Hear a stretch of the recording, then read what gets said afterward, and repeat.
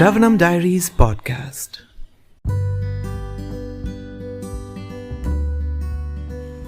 Hare Krishna everyone. We're continuing to read the Bhagavad Gita as it is, the book by His Divine Grace Abhay Charanaravinda Bhaktivedanta Swami Prabhupada, Chapter 9, The Most Confidential Knowledge. Text 16.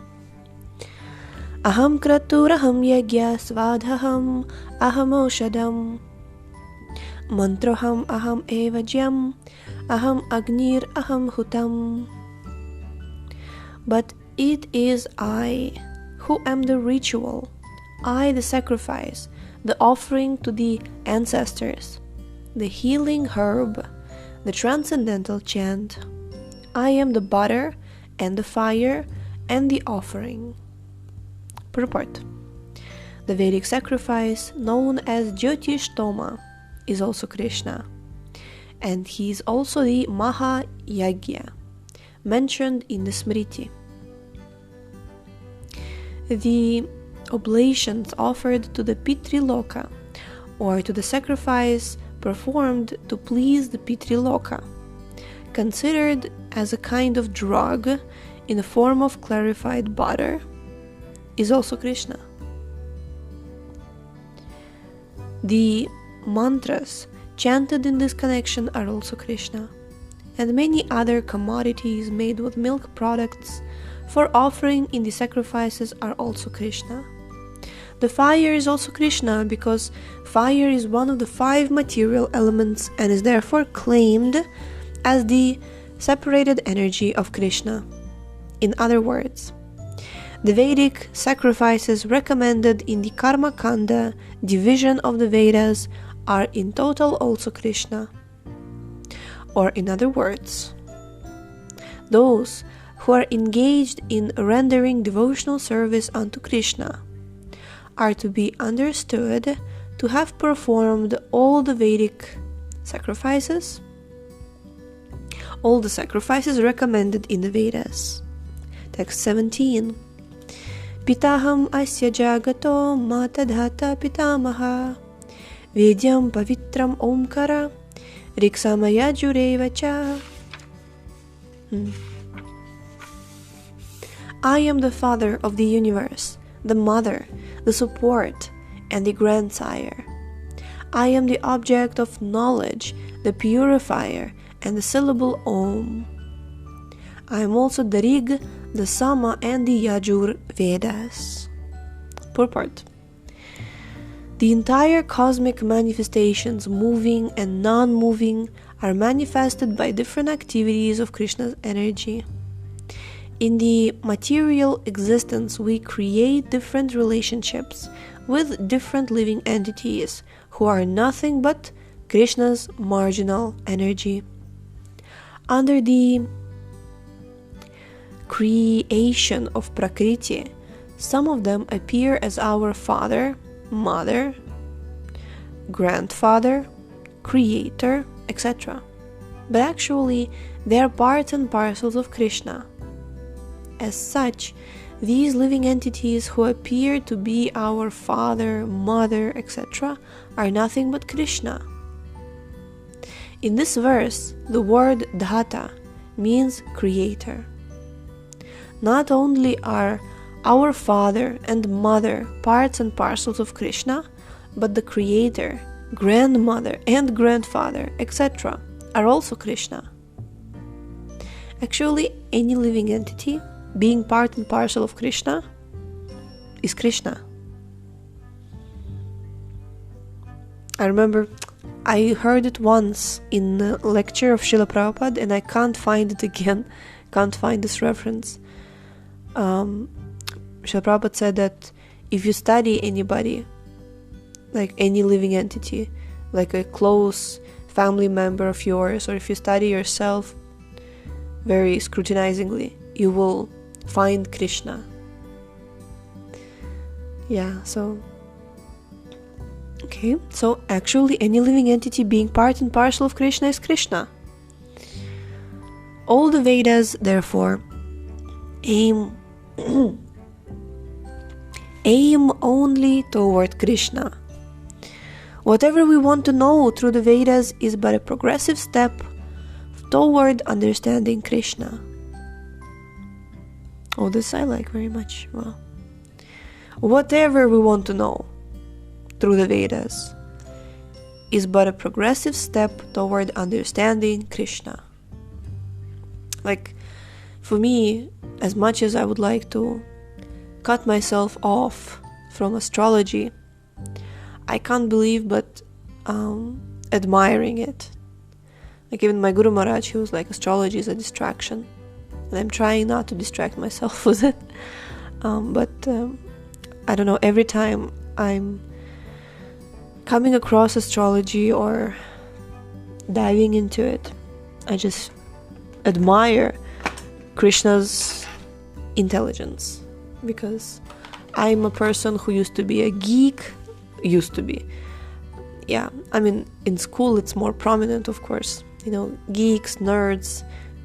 I loved math when I was a kid, and for me, like the entire science is just very fascinating, and I'm admiring Krishna's intelligence, Krishna's mathematical science, basically. Can't help it. Yeah. So basically, what Prabhupada says, whatever we want to know through the Vedas is but a progressive step toward understanding Krishna. That subject matter which helps us purify our constitutional position is especially Krishna. Similarly, the living entity who is inquisitive to understand all Vedic principles is also part and parcel of Krishna, and as such is also Krishna. In all the Vedic mantras, the word Om, called Pranava, is a transcendental sound vibration and is also Krishna. And because in all the hymns of the four Vedas, Sama, Yajur, Rig, and Atharva, the Pranava or Omkara is very prominent, it is understood to be Krishna. So also interesting, right? Just yesterday we talked about the fact that there are these lower categories of people who think that they are God, right? Yesterday we established that we can't claim to be Krishna, basically. But here, I'm admiring the sequence. Krishna is establishing that fools deride me, that some people, they're Mahatmas, but some people, they're considering themselves to be me, right? To be God. And then immediately after that, Krishna starts a series of explaining that actually he is the father, he is the mother, he is the support, he is the grandsire. Like, from one side it is achintya bheda bheda tattva, simultaneous oneness and difference. From the other side, we are trying to see Krishna in everything, while understanding that these are separate energies of Krishna, right? Text 18. Gatir bharta prabhu sakshi nivasaha sharanam suhrit prabhava pralayah sthanam nidhanam bijamavyayam. I am the goal, the sustainer, the master, the witness, the abode, the refuge, and the most dear friend. I am the creation and the annihilation, the basis of everything, the resting place, and the eternal seed. Purport. Gati means the destination where we want to go. But the ultimate goal is Krishna, although people do not know it. One who does not know Krishna is misled, and his so-called progressive march is either partial or hallucinatory. Oh, Krishna. One who doesn't know Krishna is misled, and his so-called progressive march is either partial or hallucinatory. This is just, some people, they're like, one time I received a message from somebody saying that, we should work together, there's like a fine chemistry between us. Like, chemistry causes hallucinations. Yep. This is exactly where. Wow. If you don't know Krishna, your march is either partial or... I just really... Wow. Great. There are many who make us their destination different demigods. What? There are many who make as their destination. Okay. There are many who make as their destination different demigods, and by rigid performance of the strict respective methods they reach different planets known as Chandraloka, Suryaloka, Indraloka, Maharloka, etc. But all such lokas or planets, being creations of Krishna, are simultaneously Krishna and not Krishna. Such planets, being manifestations of Krishna's energy, are also Krishna, but actually they serve only as a step forward for realization of Krishna. To approach the different energies of Krishna is to approach Krishna indirectly. One should directly approach Krishna, for that will save time and energy. Right? If you directly approach Krishna, you save time and energy. For example, if there is a possibility of going to the top of the building by the help of an elevator, why should one go by the staircase, step by step? Everything is resting on Krishna's energy. Therefore, without Krishna's shelter, nothing can exist. Krishna is the supreme ruler because everything belongs to him and everything exists on his energy. Krishna, being situated in everyone's heart, is the supreme witness. The residences, countries, or planets on which we live are also Krishna. Krishna is the ultimate goal of shelter, and therefore one should take shelter of Krishna either for protection or for annihilation of his distress. And whenever we have to take protection, we should know that our protection must be a living force. Krishna is the supreme living entity.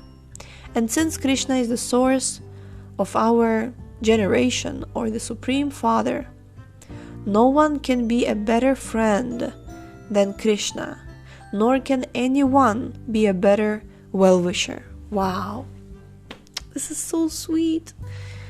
Krishna is the original source of creation and the ultimate rest after annihilation. Krishna is therefore the eternal cause of all causes. Oh, this is so sweet. Yeah, I really love this kind of balance between understanding how Krishna is not interfering, how Krishna is busy with his own pure devotees in his abode and everything, but at the same time Krishna is the best friend. He's the no one can be a better friend, no one can be a better well-wisher, right? And it's just, and he is the supreme witness, meaning if somebody messes up with you and gets away with it, then Krishna saw it, and Krishna is your best well-wisher. And if nothing else can help, he will help. Text 19. Tapam yaham aham varsham nigrihnam yutsrijami cha amritam chaiva mrityuscha sadasachaham Arjuna. O Arjuna, I give heat, and I withhold and send forth the rain. I am immortality, and I am also death personified. Both spirit and matter are in me.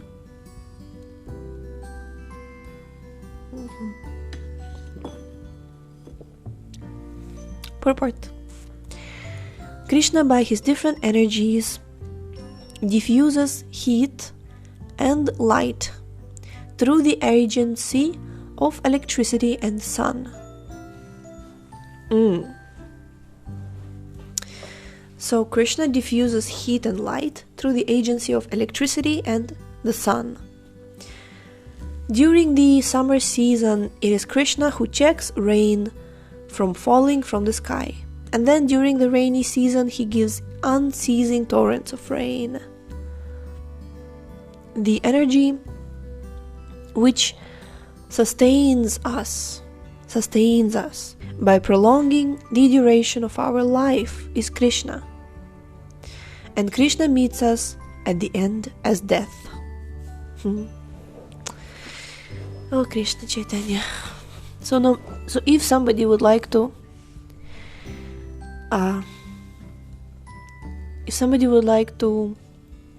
decrease our duration of life,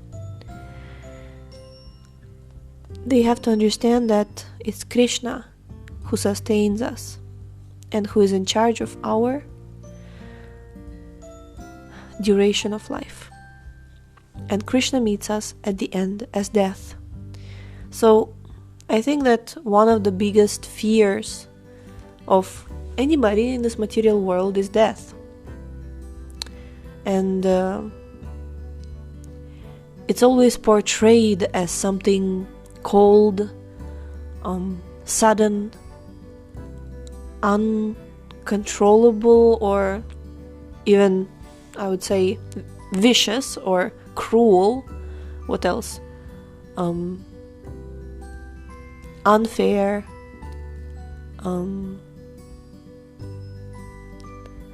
lamentable, sorrowful, many things.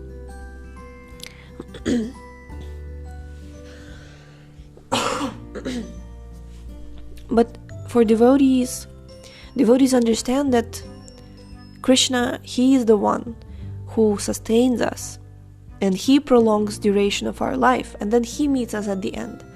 Like Niranjan Maharaj, he says, for a devotee, during COVID, many people were panicking, and Niranjan Maharaj was saying that for devotees it's like either way.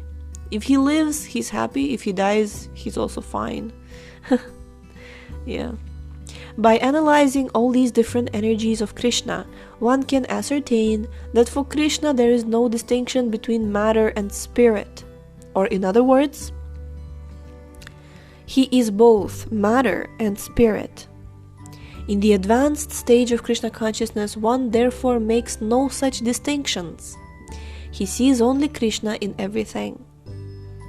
Since Krishna is both matter and spirit, the gigantic universal form, comprising all material manifestations, is also Krishna, and his pastimes in Vrindavan, as two-handed Shyama Sundara, playing on a flute, are those of the Supreme Personality of Godhead.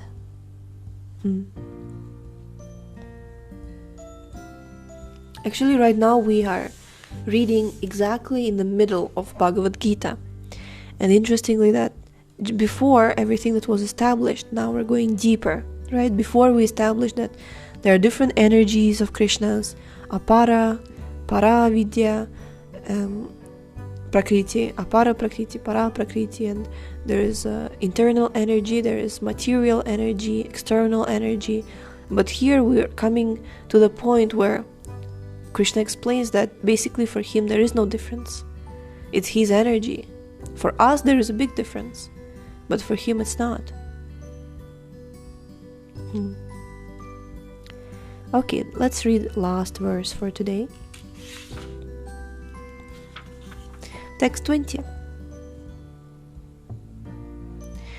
Traividyamam soma pahputa papa yagyair ishtva svargatim prarthayante te punyam asadya surendra lokam Ashnanti divyan diviteva bhogan. Those who study the Vedas and drink the Soma juice, seeking the heavenly planets, worship me indirectly. Purified of sinful reactions, they take birth on the pious, heavenly planet of Indra, where they enjoy godly delights. Purport. The word Trividya refers to the three Vedas, Sama, Yajur and Rig.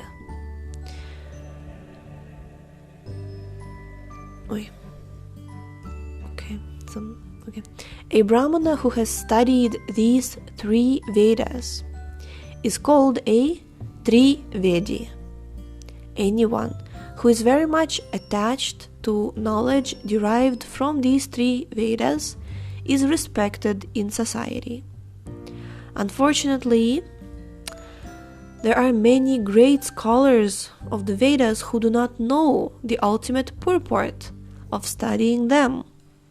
Therefore, Krishna herein declares himself to be the ultimate goal for the Trivedis. Actual Trivedis take shelter under the lotus feet of Krishna and engage in pure devotional service to satisfy the Lord. Devotional service begins with the chanting of the Hare Krishna mantra and, side by side, trying to understand Krishna in truth. So please, I'm begging you, I'm begging. Just yesterday in our Saturday Q&A, we've established that yes, Mahamantra changes your material destiny, and Mahamantra is so powerful, and Mahamantra is the way for us. But then at the end, I did mention that we are supposed to get educated, meaning spiritual education is also a must. And here Prabhupada also says that we are supposed to begin our spiritual life or devotional service with Hare Krishna mantra, and side by side we have to try to understand Krishna in truth. We have to read Bhagavad Gita, we have to read Srimad Bhagavatam, we have to study all of these wonderful, essential books. And actually, we don't have to read all the books, at least one, right? I remember my husband, he loves books. Both of us, we love books. But at one point he was telling me that he was asking even his Guru Maharaj, His Holiness Gopal Krishna Maharaj, about the fact that, sometimes Srila Prabhupada says that just read Krishna book. That's it. You will go back to Godhead. Or just read Bhagavad Gita. That's it. You will go back to Godhead. So we don't have to really, if you can't expand yourself on hundreds of books, it's not required. Just one. Just pick one. Bhagavatam, some people are like, oh my god, 12 cantos, this is so scary. Not a problem. Read Bhagavad Gita. Understand Krishna through Bhagavad Gita. Bhagavad Gita has everything. So, it's not something that we manufacture ourselves. Chanting Hare Krishna Mahamantra will purify us, but we're meant to understand Krishna at the same time, like Prabhupada says. Okay, one moment.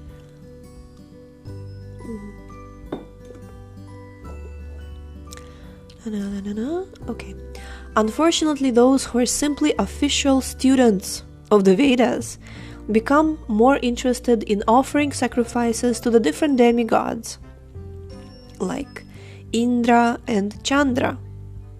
By such endeavor, the worshippers of different demigods are certainly purified of the contamination of the lower qualities of nature, and are thereby elevated to the higher planetary systems or heavenly planets known as Maharloka, Janaloka, Tapaloka, etc.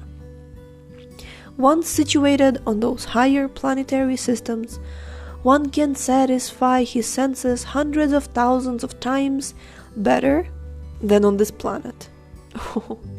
Hundreds of thousands of times better than on this planet. Okay.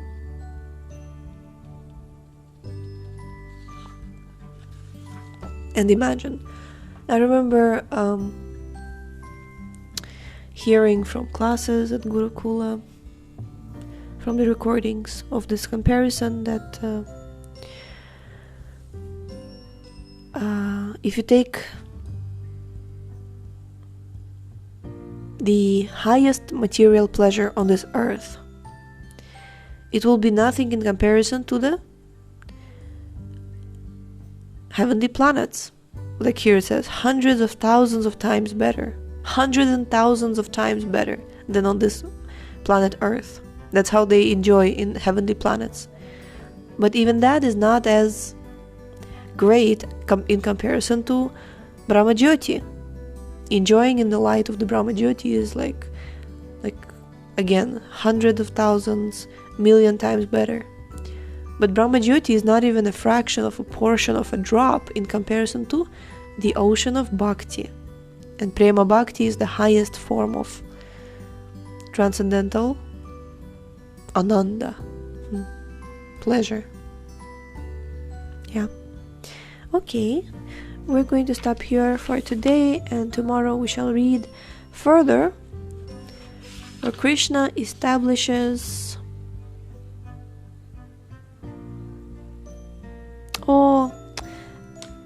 Yoga Kshemam Vaham Yaham. This is the verse that comes tomorrow. Perfect. Thank you so much for tuning in today. The book links, previous episodes timeline, and biography of the author can be found on shravanamdiaries.com. The link is in the description, and we shall see you tomorrow. Hare Krishna,